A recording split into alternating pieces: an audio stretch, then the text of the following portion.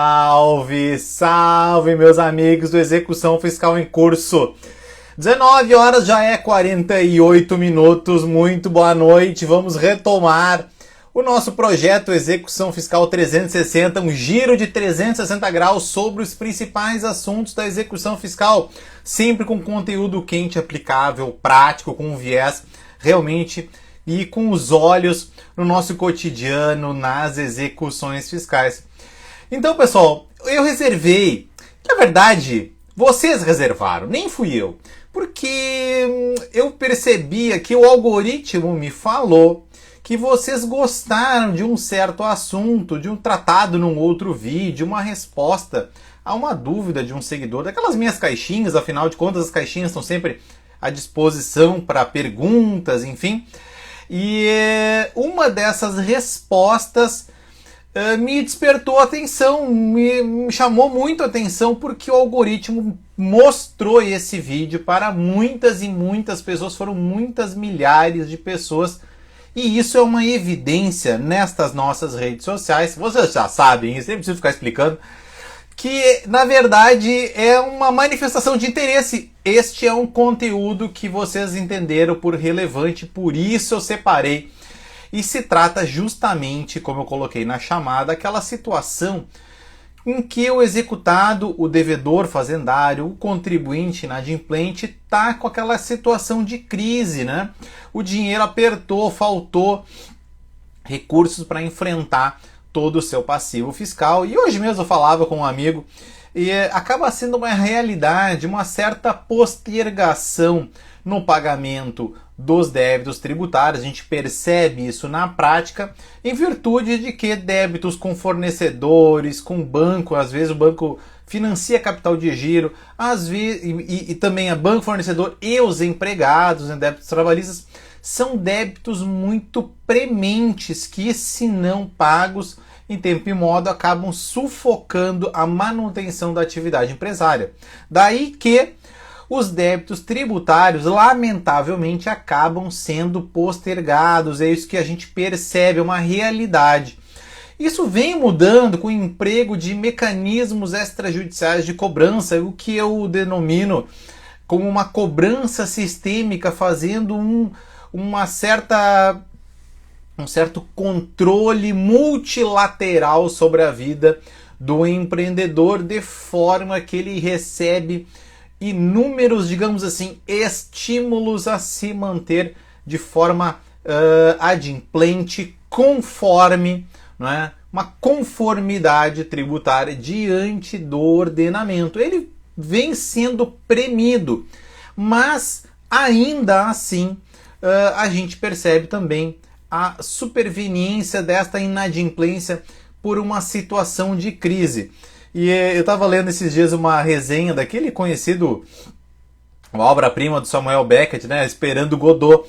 E tá todo mundo sempre, né, acabou que no contribuinte acabou ficando um pouco mal acostumado nos últimos anos, né, na última década, com a renovação destes refis. Chamados refis, começou lá em 99, 2000 com o refis, depois PAES, PAEX, refis da Copa, refis da crise, reabertura do refis da crise. Enfim, esta multiplicidade de parcelamentos acabou entortando a boca, o cachimbo entorta a boca, né? E esse contribuinte ficou mal acostumado, né? Ah, vou parar de pagar esse que daqui a pouco abre um refis. Ah, vou migrar para um novo refis. Então vai ter um novo refis. Cada pouco vai ter um novo refis. Alguma iniciativa desta ordem, o contribuinte acaba confiando nesta expectativa de um parcelamento e acaba rolando os seus débitos, migrando de parcelamento em parcelamento, ou, né, como no filme Esperando Godot, uma coisa que nunca acontece, porque o parcelamento foi substituído na nossa prática tributária pelas transações. E de todo modo, o ponto da nossa conversa é explicar qual é o arcabouço normativo, que é uma resposta, como vem se pensando a este propósito na jurisprudência, qual é a resposta do ordenamento ao Esperando Godot. esperando o parcelamento e, infelizmente, eu não tenho notícias muito agradáveis, muito boas, muito alvissareiras com relação às faculdades do ordenamento tributário para tentar debelar esta situação de crise, uma situação de carência de recursos. Pode às vezes até ter um pouco de má vontade ou uma urgência com relação a outros projetos, né, outras necessidades do empreendedor, pagar folha, pagar FGTS, pagar fornecedores, pagar credores financeiros, bancários, enfim, situações que são mais urgentes e sensíveis à própria manutenção. E pode ter um pouco de tudo isso aí, e a realidade é, estamos todos esperando o Godot, esperando algo que nunca vem. E qual é a resposta do ordenamento diante dessa situação de crise que é, para estabelecermos uma premissa? O executado enfrenta uma crise econômica financeira, o contribuinte enfrenta uma carência de recursos, ele enfrenta uma... ele se vê impossibilitado de desencaixar, né, tirar do bolso recursos para honrar os seus débitos tributários. O que fazer diante da situação de crise? Quais são? Vamos examinar juntos os marcos legais a este propósito, para nós termos digamos assim, um ferramental para trabalharmos. E a primeira de tudo, a primeira noção fundamental quando trabalhamos com as cobranças tributárias e especialmente as execuções fiscais, e tudo isso eu quero falar em 30 minutos com vocês. O primeiro achado que nós precisamos ter como premissa fundamental é o princípio do resultado, ou o princípio do desfecho único, ou o princípio da unilateralidade do interesse da execução. Tudo isso aí é a mesma coisa, dizendo fundamentalmente o quê? E este o que está no 797 do CPC. Realiza-se a execução no interesse do exequente. Gente, a gente tem que colocar isso na cabeça como qualquer outra execução. A execução fiscal se rege por este princípio do resultado. Qual é o resultado? Resultado desejado, né? Liquidar o direito líquido e certo atestado na certidão de dívida ativa, ou lá no rito do CPC, ou na execução hipotecária, ou em outro tipo de execução de alimentos. Todas estas modelagens propugnam sempre para a liquidação do direito do exequente, também no cumprimento de sentença, cumprimento do direito atestado num documento, num título que informa, que consolida, que dá certeza, uma certeza, ainda que relativa, da existência, da liquidez, da exigibilidade daquele crédito. Princípio do resultado. A execução se realiza. Se realiza não é meramente se movimenta, se efetiva. A execução, diferente de outros processos, é um processo manual. Ele vai lá e pega as coisas, ele vai lá e recolhe os bens, ele vende. É um processo que movimenta a realidade das coisas. Ele pega os carros, o imóvel, tira as pessoas de lá, recolhe daqui, entrega dali. É um processo manual. E tudo isso, todos esses atos se destinam a satisfazer o interesse do exequente, ou seja, um desfecho único, né? Um resultado único, que é satisfazer o interesse do exequente. Tiago, o que isso importa? Importa que o interesse do executado, coitado, pouco que tenha a ver na execução.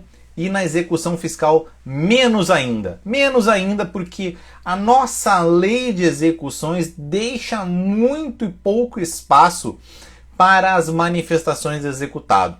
E, de outro lado, reforça quase que por demais as prerrogativas. Na verdade, reforça demais, né? Reforça demais as prerrogativas do exequente. O exequente vem com base para efetivar o direito, com pouca possibilidade de defesa do executado, o nosso contribuinte inadimplente ele tem restrições ao exercício do seu direito de defesa diante de um procedimento que tem por princípio o desfecho único e não debater o direito do executado e não dar margem para o executado colocar um interesse, via de regra, ressalvadas situações excepcionais. Não tem espaço para o executado colocar a sua vontade. A vontade do executado tem muito pouco espaço na execução fiscal. O executado ele não tem a prerrogativa, por exemplo, que tem o credor, que o credor pode desistir da execução. O credor é o senhor da execução. O credor tem a disponibilidade da execução. E isso está no 775 do CPC. Diz lá que o exequente tem o direito de desistir da execução ou de alguma medida executiva.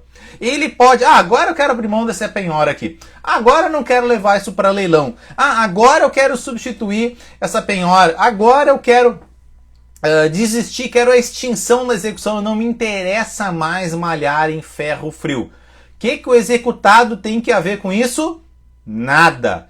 Ele tem uma postura passiva diante, ele está submetido, ele está jungido ao poder da execução, porque o credor é o senhor da execução e a execução se processa em sentido de satisfazê-lo, certo? O que faz o executado? Ele pode ficar esperando este parcelamento, esperando o Godot, esperando uma alternativa, um milagre, uma abertura, não é, da legislação tributária para lhe beneficiar.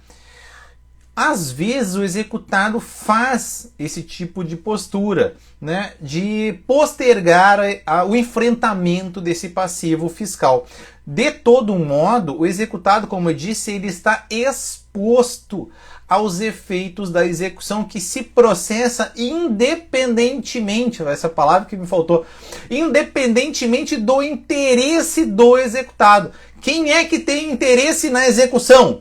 O credor, o exequente, é dele o interesse. A execução se processa no interesse do credor e é o credor que pode desistir de alguma ou da própria execução, de alguma medida executiva ou da própria execução. Já o executado não tem semelhante prerrogativa. Não é um processo para o debate com relação à própria existência do crédito, ressalvado uma que acolá proposta de negociação, um negócio jurídico processual, alguma transação que de todo modo é feita na via administrativa. Não se presta a execução para o debate sobre a rigidez do crédito. Eu particularmente tenho algumas opiniões divergentes com relação a isso. De todo modo é o que o modelo legal está posto e a nossa conversa é para apresentarmos o modelo legal. E o modelo legal tem mais um relevante achado. 784, parágrafo 1º do CPC. A propositura, isso aqui é muito útil e está sempre presente no cotidiano das execuções fiscais. A propositura de qualquer ação, eu tô difícil até para ler hoje já, né? Essa hora a visão começa a falhar, né? Eu enxergo bem das 9 da manhã até as 8 da noite. Já passou das 8, já tá ficando miúda a letra. A propositura de qualquer ação relativa ao débito não inibe o credor de promover-lhe a execução. Não inibe o credor de promover a execução. O que acontece? Vou entrar com uma ação anulatória, uma ação declaratória, uma ação para compensação, uma ação para desconstituição, mandado de segurança, eventualmente, em alguma situação residual. Uma consignação em pagamento, que até hoje eu não vi isso aí na prática, de todo modo está lá no CTN. Estas demandas isoladamente consideradas não possibilitam ao nosso contribuinte inadimplente uma tábua de salvação isoladamente consideradas. Por quê? Porque 784 diz: a propositura de alguma ação relativa ao débito não inibe o credor de promover-lhe a execução. Não basta ajuizar uma determinada demanda para que nós tranquemos o destino da execução. Precisamos mais, precisamos de uma liminar, uma decisão de tutela de urgência ou de evidência antecipatória, enfim, uma liminar e mandado de segurança que suspenda a exigibilidade do crédito tributário para que isso sim repercuta de forma reflexa, portanto, no destino da execução, suspendendo o curso da execução. Precisamos, de outro lado, né, nem não havendo liminar suspendendo a exigibilidade, nós podemos obter essa suspensão da exigibilidade mediante o que, Thiago? Mediante depósito integral em dinheiro do montante do crédito exequendo. O depósito integral em dinheiro suspende op legis a exigibilidade do crédito tributário, replicando lá na suspensão da execução fiscal. De todo modo, a mera discussão do crédito tributário, a mera discussão, ajuizei uma ação, isso não inibe o curso da execução. Então, nós temos que cuidar com relação a isso, porque o executado, como eu disse, ele está exposto às medidas executivas, certo?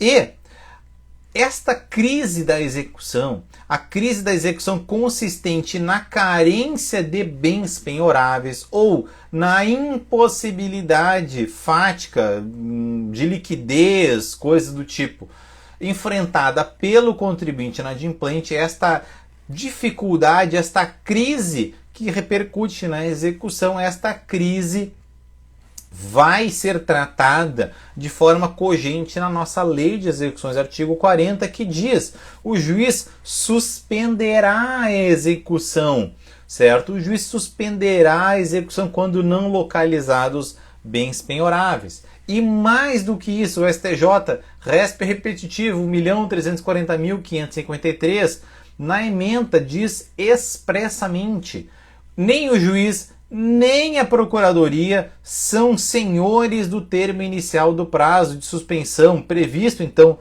no caput do caput do artigo 40 da nossa Lei de Execuções, que diz então que o juiz suspenderá a execução quando não localizados bens penhoráveis. Então não cabe ao juiz ou à Procuradoria da Fazenda Pública a escolha do melhor momento para o início da prescrição intercorrente. Por que isso? Por que ele disse isso? Porque a execução se processa no interesse do exequente e a lei ressalva a situação de crise, determinando a suspensão da execução fiscal. Então o executado não tem prerrogativas, por exemplo, através do ajuizamento de uma mera ação, através de uma oposição de uma exceção de presecutividade que não tem efeito suspensivo com a execução. Entrei com a exceção de presecutividade, no mesmo dia, no dia seguinte, pode sair o mandado de penhora. Por quê, Thiago? Porque a exceção de presecutividade não tem efeito suspensivo.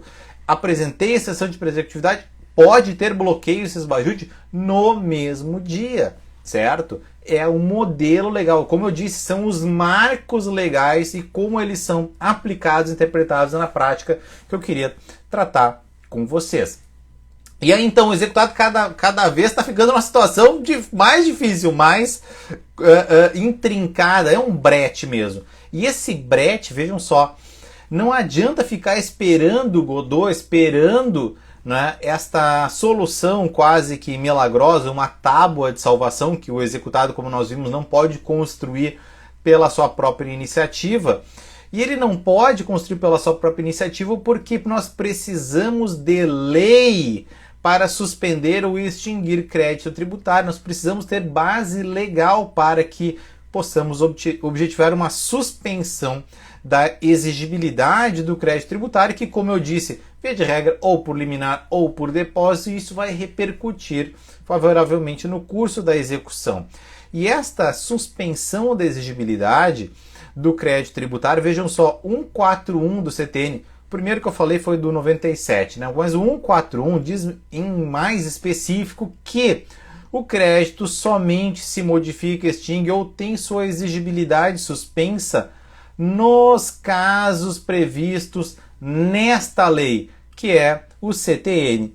Então, somente podemos ter causa de suspensão da exigibilidade prevista no CTN. Eventualmente pode ter uma alteração, uma nova lei complementar que disponha sobre o crédito tributário, cumprindo o requisito formal do 146, inciso 3º, letra B, lá da Constituição, que tem que ter lei complementar para tratar do crédito tributário. Bom, mas de todo modo o CTN trouxe, né, esta tábua de salvação. O próprio CTN diz que suspende a exigibilidade do crédito tributário o parcelamento. E este parcelamento ele não foi tratado em minúcias pela nossa lei de execuções. Diz lá o CTN que o parcelamento exige lei específica, 155A do CTN. O parcelamento será concedido na forma e na condição previstas em lei específica. Portanto, fica bastante complexa a situação do executado, que se vê premido pela execução, que não encontra, né, no ordenamento muitas alternativas. Ele vai ter que buscar o parcelamento dentro das possibilidades que a lei então lhe oferta, né, sem muita margem para negociação. A negociação em algumas situações pode se dar em transação e em algumas situações em negócio jurídico processual, porque nestes expedientes, né, a transação, o contrato de transação, ele naturalmente faz parte da essência do contrato de transação, a possibilidade de negociações e concessões recíprocas, né? A transação foi importada do direito privado para o tributário e ele passa, né, a formação desse contrato por concessões recíprocas, de modo a se obter uma determinada pacificação de uma determinada controvérsia, ou como aqui na liquidação dos créditos tributários, efetivar, portanto, uma alternativa à liquidação dos créditos tributários. E aí fica a mensagem que ficar esperando, tentar esperar um parcelamento, tentar um novo refis, naquela ansiedade que vai haver uma remissão, perdão, enfim, algum benefício, isenção de multas, juros, dispensa até do principal, alguma solução assim, com uma benevolência do legislador tributário, não cabe ao contribuinte ficar nesta expectativa, tudo porque a execução se processa no interesse do exequente.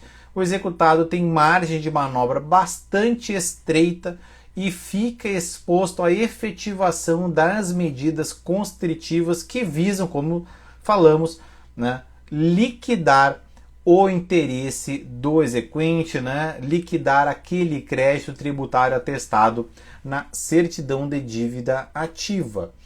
Tinha uma perguntinha que subiu aqui, deixa eu ver se eu consigo recuperar, se alguém quiser fazer alguma pergunta.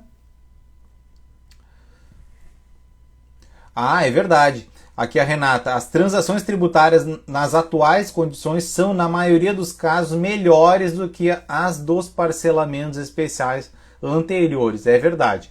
É verdade. As transações têm sido utilizadas, né, com bastante... Elas tomaram, como eu disse, né, acabaram tomando o espaço dos parcelamentos, né, na nossa prática. O bom pagador fica desmotivado com tanto... ficava, né? Ficava, mas como eu disse, ele vem sendo contribuinte, né, vem sendo premido por vários estímulos de várias ordens para que ele se mantenha conforme, se mantenha... E a conformidade aqui, pessoal, não é aquela conformidade de manter tudo sempre pago. A conformidade é também, por exemplo, o débito está sendo discutido na via administrativa porque tem razão para tanto. E muitas vezes o contribuinte tem sucesso nessa discussão do crédito durante o processo administrativo fiscal.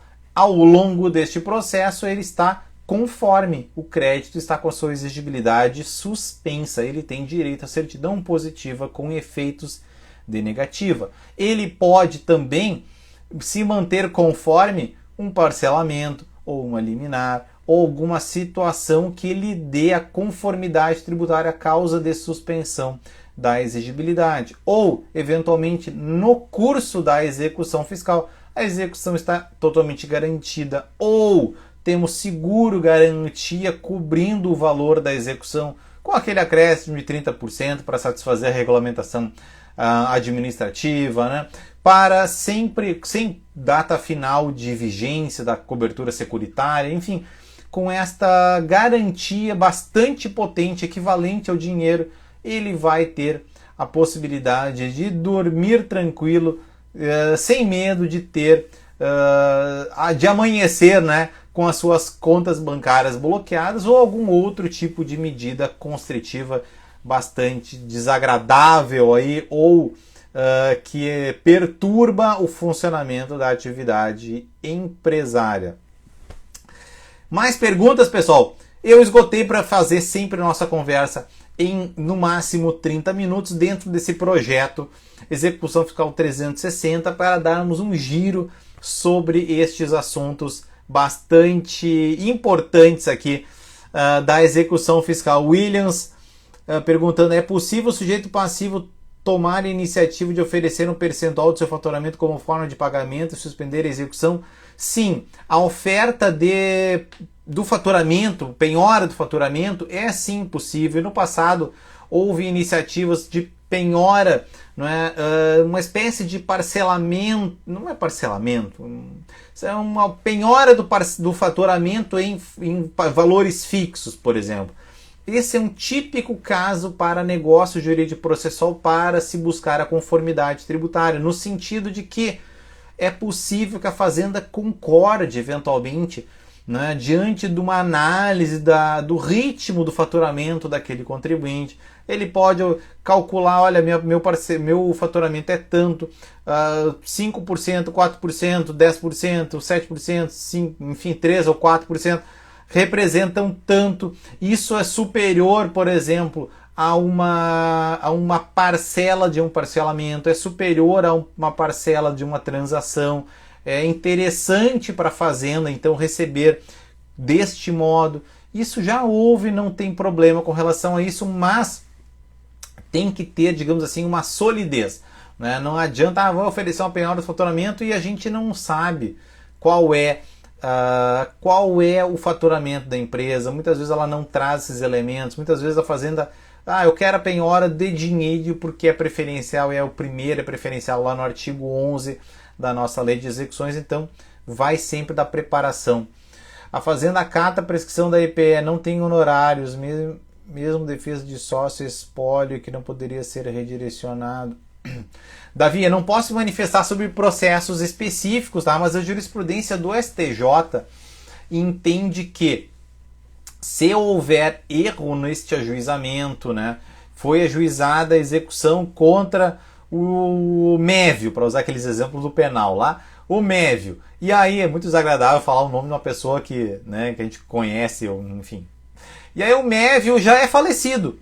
E aí a execução é proposta contra o Mévio e não contra o espólio deste devedor tributário. O STJ entende que esta execução deve ser extinta e não pode ser redirecionada em detrimento do espólio, não pode ser redirecionada aos sucessores. Nós deveremos extinguir e propor a execução, diz o STJ, em face do espólio. E aqui eu digo mais, porque o espólio em algumas situações não tem bens penhoráveis, nós temos que ter um cuidado com relação a isso. Se a execução foi equivocadamente proposta, né, via de regra, pelo princípio da causalidade, se poderia ter, mas teria que dar uma pensada, pode ser de caso a caso, né, não vou entrar nesse meandro aí para não arriscar aqui os meus limites, tá? Deixa eu ver, é válida. Boa noite, professor. Num parcelamento que não veio a ser negociado, mas a Fazenda pede suspensão por 1 ano e jus acata, como fica a questão da contagem do prazo prescricional? Essa suspensão é válida? Isso acontece, é uma questão da prática, assim. A súmula 653 do STJ diz o seguinte, né? Uma vez requerido o parcelamento, já há causa da interruptiva da prescrição. Eu falo a suspensão, mas é interruptiva da prescrição, ainda que o parcelamento não seja concedido, ainda que o parcelamento não seja efetivado, ainda que não seja homologado, ainda que não seja consolidado. Quaisquer destas outras providências complementares, né, um ato complexo, a efetiva concessão do parcelamento, a primeira manifestação do contribuinte, que pode ser o contador, pode ser online, pode ser pelo ECAC, pode entrar lá no sistema e requerer o parcelamento, né, de um determinado crédito, esta manifestação já implica interrupção do prazo prescricional, uma vez que o parcelamento pressupõe. O parcelamento não está previsto ipsis literis no 174 do CTN como causa interruptiva da prescrição.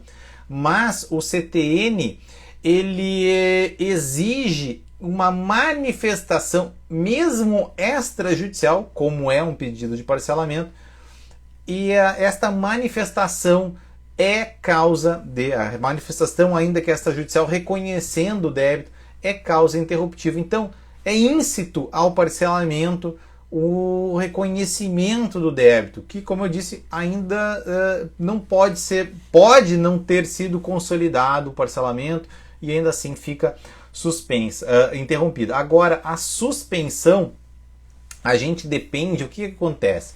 Esses parcelamentos, eles têm vários condicionantes. Fica condicionado ao pagamento da primeira parcela, que pode ser em 30 dias, por exemplo. Fica condicionado à concessão do parcelamento à renúncia das alegações contra o crédito, ainda lá na via administrativa, ou já postas numa determinada ação judicial. Precisa renunciar, em muitas situações, as alegações de fundo, precisa desistir, eventualmente, de um recurso da via administrativa, de uma demanda judicial discutindo mesmo o débito parcelado, certo? Precisa indicar em algumas situações, claro, dependendo do tipo de parcelamento, qual é o programa, indicar quais débitos efetivamente são abrangidos. E em todas essas providências complementares, desde o pagamento da primeira parcela, ainda num prazo vencendo ainda, né, no futuro, uma data futura, estas providências complementares devem se alongar num tempo, e por isso que o credor pede esta suspensão, é para o aguardo destas providências. E diz o STJ mais que desde o requerimento fica suspensa a exigibilidade. E eu me lembro uma vez, isso há muitos anos, a gente virou a noite suspendendo um leilão porque houve um grande programa de parcelamento às vésperas de um leilão. E aí o pessoal correu para aderir àquele parcelamento, mas assim, era no próprio dia, nem dava tempo em algumas situações para pagar a primeira parcela. De todo modo, a gente suspendia os leilões porque a adesão já implica a suspensão da exigibilidade, e a decisão administrativa que efetiva o parcelamento, ela é homologatória, ela confirma, ela tem efeito ex tunc, ou seja, retroage a data da adesão, do requerimento, do pedido, da manifestação, do protocolo. E aí então, a partir dessa data está, digamos assim, homologada a suspensão da exigibilidade, fica confirmada a suspensão da exigibilidade, certo? Em algumas situações, claro, o contribuinte não renunciou às alegações de fundo, não aderiu, não desistiu das defesas administrativas, do recurso administrativo, ou de uma determinada ação anulatória, por exemplo, discutindo o mesmo débito. Então fica essa situação, essas providências complementares, elas se alongam durante o tempo, e quando confirmadas, ultimadas, elas homologam, então a autoridade homologa, pode ser até tácita a homologação, né, após um certo tempo, mas homologa aquela adesão inicial e por isso que a execução fica suspensa no aguardo dessas providências complementares, certo? Bem interessante essa questão, bem bacana. Não lembro de alguém ter perguntado como funcionava isso aí. Vamos ver mais alguma. Vários amigos aqui, o Zenildo também, meu amigo, entrou. Vários amigos, vários seguidores aqui, muita gente que sempre está presente. Poliana, Ricardo, Alice, Bruno, muito legal ter vocês todos por aqui. Pessoal, espero que vocês tenham gostado. Nós vamos seguir nesse projeto, né, da execução fiscal 360, sempre trazendo conteúdo de valor para que a gente tenha esse panorama assim, do nosso ambiente das execuções fiscais. Já tem umas pautas anotadas para breve e fiquem à vontade para sugerir assuntos de interesse também. Tá bom? Muito obrigado quem acompanhou até aqui e até uma próxima. Tchau!